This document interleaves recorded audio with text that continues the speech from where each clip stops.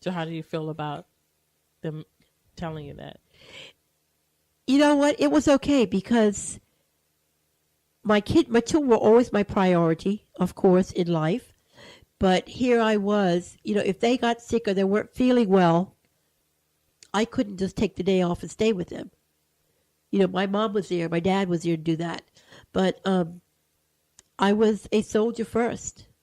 I learned how to run on the beach. I learned how to go by ropes. And then if you fell or you let go, you're going to fall down into a bunch of, I'm trying to think of the name of those plants, but they got these big, sharp pricks on them. Big. They're about 2 inches long, the pricks. So if you fell and you didn't get across, you could fall in that. And then it's like, oh, well. So I never fell in that, thank God. But I also learned how to shoot. I used to shoot rifle, and then I went into pistol. I used to shoot an Uzi, and I was really good at shooting, actually. So were you in combat, or did you ever get into combat? Or no, Bermuda really doesn't get into combat because we're still protected by England. So if anything happened in Bermuda bad, the British Army would be there. One of the things that did happen when I was there, though, that we were called in. Every soldier was called into the Army. No excuses at all, period. Was a number of years ago, I guess it was my second year there, somebody went and shot the governor of Bermuda and his dog. And then they went around and they went and shot the chief of police. So that was an immediate, you're up, you're now. You get in the Army, get in here now. And we were on parole while they were looking for the guy, and they did find him. So that was that was different because you were demanded to be there. And every single person, it wasn't just like one group of people came in for training. It was everybody that was in the Army was in. So how did you feel about leaving? I know you said you had kids and stuff like that. And even though you knew you wanted to go in the Army, how did you deal with leaving them with your parents? I was okay with it because they were very close to my, they were very, very close to my parents, both of them. And I mean, we lived close to each other. And so we were, it was okay. They understood it. They understood what I was. They were proud of it. And they were happy to be living with Nana and Grandpa for a little while. So it was really A-okay. So it was good.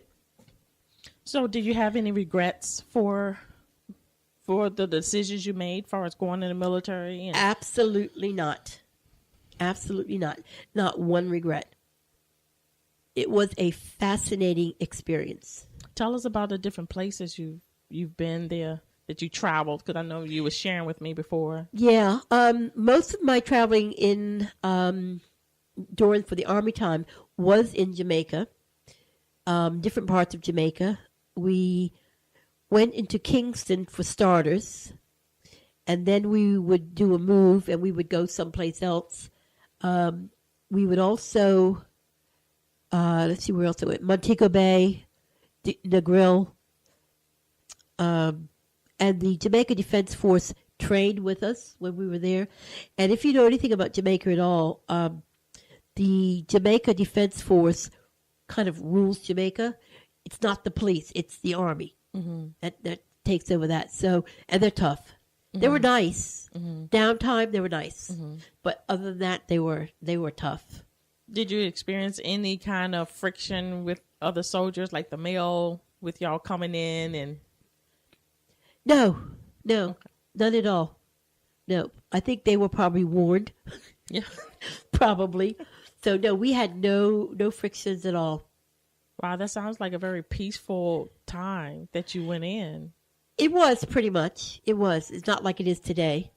It was pretty peaceful out there. We did a lot of, like I said, we did a lot of training. There are things in Jamaica that you take for granted here that you don't get in Jamaica. Such as? Soft toilet paper. But I was told, I was warned when I was packing up for going over there, was take a roll of toilet paper and throw yourself on it. It's yours. Don't lend it to anybody. You know, people would steal your toilet paper because our toilet paper was so much softer. Theirs was like, I can't even say like newspaper. It was worse than newspaper. Things like that. But we had a good time. I mean, sometimes we'd be in a truck and we've done training all day long and they're driving. And if you've ever been to Jamaica and drove, you close your eyes most of the time and just pray to God you get there because they drive terrible. But we'd be in the truck and having a good time after the training day was over. And the truck would just pull up alongside of a vegetable cart type thing. People sold, where we were, they sold vegetables almost like out of their yard type thing. And we would go there like buy mangoes, bags of mangoes, like $3 for a bag, which had like 15 mangoes in it. So we always had a good time doing that type of thing. But the people there were very, very nice. That sounds so peaceful. When you think about the military then, 35 years ago, and you think about it now, it's like night and day. It's like night and day, yes. Yep. We used to pay, wherever we were training, there were always some little Jamaican kids, just because that's what they wanted to do. They were very poor. You know, some had holes in their pants. You could see their bottoms from it, but they were happy kids. And we would pay them like a quarter to go up to climb a coconut tree and bring the coconuts down. And we would drill a hole in the coconuts and we would pour vodka in it. And that was our drink. Real coconut juice. You know, as I'm listening to you and you mentioned about how, you know, your attitude helped you get through a lot. Was that, did your parents, I'm sure your parents had something to do with that too, because you was already, you know, doing some things in your life. You already had your business. Yes, yes. No, I had a great, not a very good, a great upbringing by my parents. My parents were married for 51 years when my father passed away. And my mom's still alive. She's now 96 years old. And that both of them were very, very proud of me. In fact, they were proud of all their kids. And they let us know that. They never tried to hold us back from anything. We were all good kids. Not one of us has ever been in trouble with the law or drugs or anything like that. My parents, their job when they had kids to them was bringing us up. And they did. There's very few times in my life that I can honestly say, well, my parents got a babysitter because they went out. Yeah, they were always there. That's right. Always active in your life. Always. Sometimes on a New Year's Eve, my father worked in a hotel, so he always worked New Year's Eve. So sometimes on the New Year's Eve, my mom would go down there and just sit with him New Year's Eve because they always had a party, and she would then get a babysitter for us. But that was about it. But that was exciting for us, too, you know. That my mom's going out. We're getting a babysitter, you know. And she's going to put on her one tube of lipstick that she's had all my life. And then we might be able to get a little bit of it, you know. Right. No, but my parents had a lot to do with us. Yeah. Yeah, we had a very good upbringing. Yeah. I believe that. Yeah. I believe that the parents are, when you're active, involved, you know, building you up, especially during that time, because wasn't it back in segregation, or y'all basically came out of that already? We were out of that. Okay. Yeah, we were all out of that. Yeah, that's awesome. So it was, I had a good life. I'm at the age I am now. I'm not going to tell you how old I am, but I'm kind of old. I have no regrets in my life, none whatsoever. You know, every experience I've had, whether it be good or bad, to me, it's who I am today. Yeah. You know, so even when I got married, got divorced, you know, divorce is not nice, but it helped me for who I am today. What is one of the challenges that you had to overcome in your life? Oh, goodness. Whether it's military or personal. To be honest with you, I haven't had any real challenges. Okay. Nothing really serious. Whatever it was, I took the attitude was, can you change it? Mm-hmm. If you can, then do something about it now. Mm-hmm. If you can't, then leave it alone and get on with something else. So I never procrastinated on things that just wasn't going to happen. You know, I try to live positively, as do all my siblings. My youngest sister, she's the same way. Mm-hmm. Everything's very positive to her. Was that because of your parents' Because upbringing? my parents, Yep. That's really good. Yeah. We had good parents. We still got a good mother. How did you feel about coming out of the military? Did you have any? I know you said you don't have any regrets or anything like that, but coming out, was it easy to get a job? Was it easy to keep going? I owned my own company. Okay, even so then, okay. it was easy. It was easy. Oh yeah, well you had your stuff going on. Yeah, and I had a business partner who, when I was in the Army, ran the business.